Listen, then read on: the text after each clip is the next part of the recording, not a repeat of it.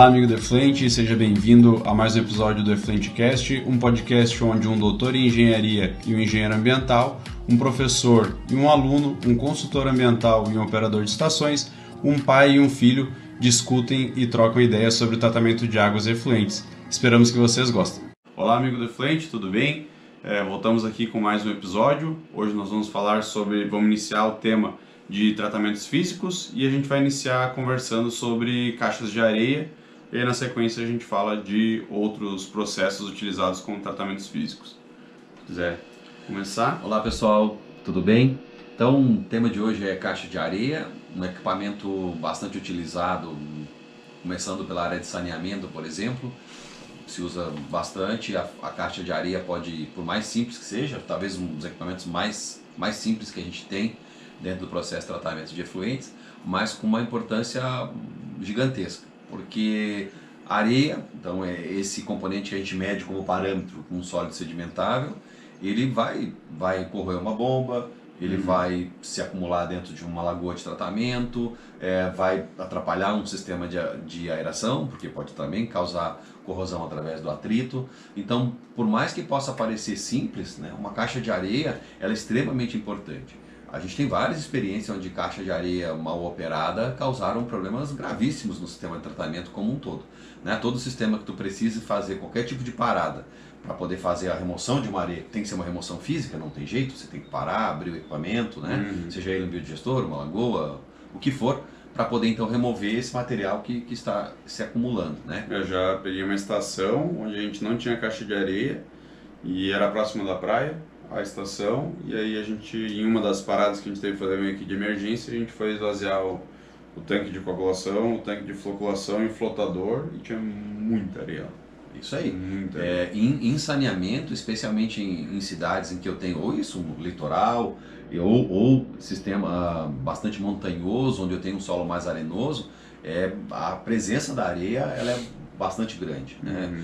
Sistemas de confinamento, por exemplo, um outro exemplo, né? Não tão comum de a gente encontrar. Eu já tive caixas de areia nesses sistemas, em onde o sistema de confinamento era baseado em silt, né? Numa areia para cama dos bovinos. Então tem sim. Um outro lugar que a gente tem bastante areia, quase sempre, né? Um problema é lavação de carros. E quase sempre mal dimensionadas. No meu TCC até a gente foi baseado numa lavagem automotiva e a caixa de areia era, sei lá, tinha 60 centímetros por 40. Era um carro, uma caminhonete vindo do interior, né? Que na nossa região de Passo Fundo é muito comum ter essa circulação entre cidade e fazenda. Bastava 2, 3 carros ali, a caixa já estava saturada e esse é o problema. E eu acho que a gente pode seguir para a questão do dimensionamento, onde quase sempre não é visto, não é respeitado. Então a gente tem algumas formas de dimensionar. Uma delas é usar a taxa de aplicação. É bom isso? Sim. Quando tu usa a taxa de aplicação, tu está fazendo o quê? Tu está usando a velocidade de sedimentação dessa areia. Tu vai então trabalhar dentro de 600 a 1.200 metro cúbico, metro quadrado por dia. E isso obviamente associa a uma densidade desse material que pode variar aí entre 600 a 1.200, né, metro cúbico, metro quadrado por dia. Né? Se a gente olhar essa velocidade, é metros por dia, no final das contas, que é a velocidade de sedimentação que esse material tem, que é alta. Né? Agora, normalmente a caixa de areia, o que não se cuida é justamente não olhar para os sólidos sedimentáveis na entrada, porque se eu tenho lá um efluente, vamos supor que ele tenha 100 ml por litro de sólido sedimentável. Bom, se eu multiplicar isso pela minha vazão média, eu vou ter um volume de sólidos que vai acumular minha caixa. Então não é só tu projetar a caixa, mas também projetar o tanque de acúmulo que fica sob essa caixa para poder então verificar o tempo de limpeza que você vai ter. Né? Se é semanal, é quinzenal, é diário. Então as pessoas não olham para isso. Né? Então, por quê? Quando eu faço esse processo de sedimentação ou de dimensionamento, né, olhando para a taxa de aplicação, eu posso esquecer alguns parâmetros. Por exemplo, com velocidade longitudinal. Porque se eu não faço uma boa relação entre largura e comprimento, e lá algumas literaturas colocam que ele é 22 vezes, não a largura vezes o comprimento, mas o comprimento vezes a altura de líquido que eu vou utilizar para poder fazer esse dimensionamento. E a largura do canal, vamos dizer assim, de sedimentação, vem a partir do meu processo de velocidade. Que eu tenho velocidade de passagem, que é essa velocidade longitudinal que eu vou verificar, né? E tenho que ter adequado para poder fazer um bom dimensionamento. Então, como que eu vou verificar que uma caixa separadora está funcionando bem? E aí a gente tem, de novo, tomar cuidado aqui entre um projeto e entre uma operação, né? E aí, obviamente, tudo isso associado às assessorias que a gente vai trabalhar. Quando eu vou olhar para uma caixa de areia, quando eu sei que a caixa de areia não está funcionando bem, eu vou buscar uma amostra na saída dessa caixa de areia e eu vou verificar sólido sedimentário. Se ele tiver maior do que 1, que teoricamente seria o de lançamento, né, desse efluente, que é um parâmetro até que a gente já conversou no episódio 2. Isso aí.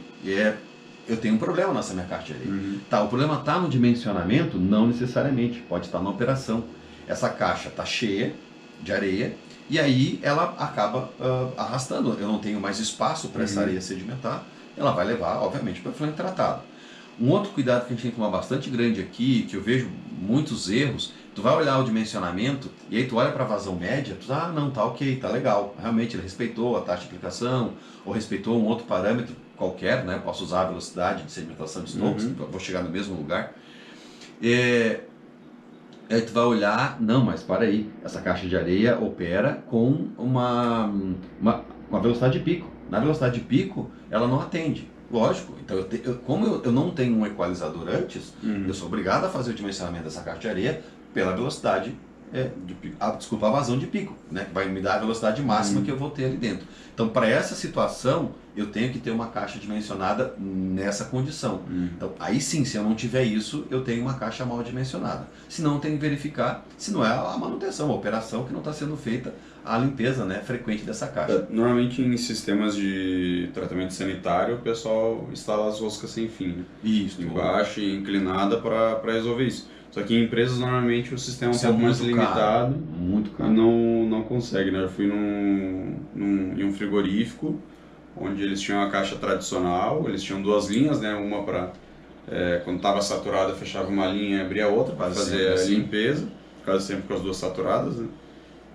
E dali passou para o tanque de equalização e quase todas as bombas instaladas ou agitadores, eles queimavam porque tinha muito sólido sedimentável lá dentro. Né? Então é isso. Um dos problemas que... Ou tu não está ajustando para a tua vazão de pico. E aí qual o problema que pode acontecer? Dentro dessa meu sólido sedimentável, eu posso trazer junto algum material suspenso, que também pode dar sólido sedimentável, mas que não é então um material inorgânico, um sólido fixo, né? Mas é um sólido volátil, um sólido orgânico. E aí o que acontece? Nesses sistemas pode haver uma sedimentação junto com a areia de um material orgânico. E aí isso deixa esse material sedimentado por muito tempo. O que acontece? Pode vir a causar mau cheiro também. Tá? Pode vir a causar mau cheiro porque esse material vai de alguma forma fermentar e aí eu vou produzir um ambiente quase sempre anaeróbio, não tem oxigênio nessa parte. Vai vir um fedor, né, de ovo podre, que é o típico aí de um anaeróbio funcionando mal, né? Sim. E nessa parte tem que cuidar. Mas então, por exemplo, quando das caixas de areia que tu projetou, tu fazendo esse ajuste, olhando para isso, tu conseguia mais ou menos projetar cada quanto tempo teria que fazer a limpeza dela? Sim, se tu olhar para os sólidos sedimentados que estão entrando, né? Lembrando que a unidade é ml por litro por hora, só que a gente tira o por hora porque o por hora é simplesmente a análise, né? Então eu tenho ml por litro. Se eu multiplicar isso pela minha vazão, certo? E aí pode ser a vazão média, aí não tem problema, eu vou conseguir ter um volume de de sólidos que eu vou então reter. Então, considerando que eu vou reter todo o sólido que está na minha entrada, né? Porque a minha saída é 1, que é praticamente desprezível, é o menor que 1, né? Então eu vou ter a quantidade, qual o volume dessa minha câmera, né, que eu vou precisar para, então, porque na caixa de areia é interessante, o que é dimensionado, na verdade, é a altura do líquido que você tem, onde ocorrerá a sedimentação. Esse reservatório que fica embaixo, vamos dizer assim, que tem o mesmo, vamos dizer assim, dimensão da caixa, ele só então é mais profundo, vai ter a mesma largura e o mesmo comprimento, só vai ser mais profundo, né? É óbvio que ali eu vou ter um ambiente que talvez proporcionará naturalmente uma sedimentação de um material mais leve, porque eu vou acabar tendo um pouco mais de tempo de residência, vou acabar tendo mais possibilidades de que o material mais leve seja sedimentado. Mas aí tudo bem, melhor tu manter um material mais leve sedimentado do que tu arrastar um material pesado para frente, né? Vamos dizer assim, dos males o menor. Sim. Certo? E aí tu consegue ter uma programação interessante, até na hora de tu escrever o teu manual, né, do projeto da ITE, falar que, olha, a caixa está programada ou baseada num sólido sedimentável de entrada de tanto, para ficar lá uma semana, uma limpeza semanal. Você consegue fazer isso com muito mais até fazendo esse controle vai saber, né, se tu vai estar com uma taxa, tu vai estar com um valor de sólidos sedimentáveis na entrada maior do que foi projetado, tu vai saber que o tempo indicado no manual vai ter que ser um pouco menor, né? Exatamente. O problema justamente é você trabalhar com esses valores de entrada dentro daquilo que é a realidade, né? Quando você não tem o efluente, isso não adianta, tem que se basear na literatura, na experiência, enfim, você achar qual é esse valor, né? É 5, é 10, é 30, é 100, e sempre usando, né? Colocar um pouco para cima para que eu possa dar uma margem de mais segurança para que você tenha, né, essa condição de não ter problemas na operação, então, do arrasto de sólidos na saída da caixa. Tem algum sistema que tu acha que é menos necessário? Tem uma caixa de areia que tu já viu, ou via de regra é analisar para ver se tem e depois decidir? Quase sempre quando a gente fala dos sanitários, né, sistema de saneamento, desculpa, todos têm. Algumas indústrias onde eu não tenho, de fato, não tenho nenhuma área externa que de fato tenha possibilidades, né, de areia, algumas indústrias de alimentos que não seja, por exemplo, a lavação de caminhões ou algo do tipo, né, se é só realmente processo produtivo, não tem, quase nunca tem necessidade de trabalhar. Os sistemas menores, outros, lavanderias e demais, também não vejo necessidade, não vejo aplicação da caixa de areia, né. Mas acho que esses que eu lembro agora, assim. Mas por garantia você sempre faz a análise, que a análise é relativamente simples, né? Ou verifica a necessidade. Dentro do teu processo produtivo, tudo que está associado, que vai chegar ao teu efluente. Tem possibilidade de alguma área externa, né? Ou alguma contaminação externa via um caminhão ou algo do tipo, ou o teu material, né? Por exemplo, a indústria de maçã. A indústria de maçã não tem caixa de areia. Porque o BIM vem e esse BIM onde acumula a maçã vai ser processado, mas ali junto com ele vem um monte de material. E isso acaba entrando para dentro do sistema, né?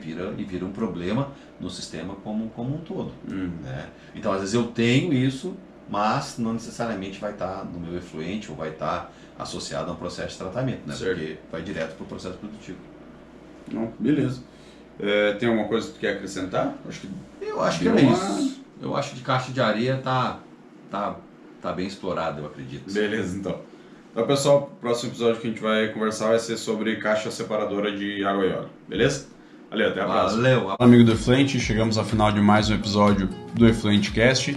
Se tu gostou, por favor, deixa aqui o teu like. Se tu não gostou, deixa aqui a tua sugestão para que a gente possa aprimorar cada vez mais os nossos episódios. E, por favor, não esquece de compartilhar esse episódio com o teu chefe, teu colega, um ex-colega de faculdade, alguém que possa também apreciar o conteúdo que a gente tem a oferecer, beleza? Até a próxima, um abraço!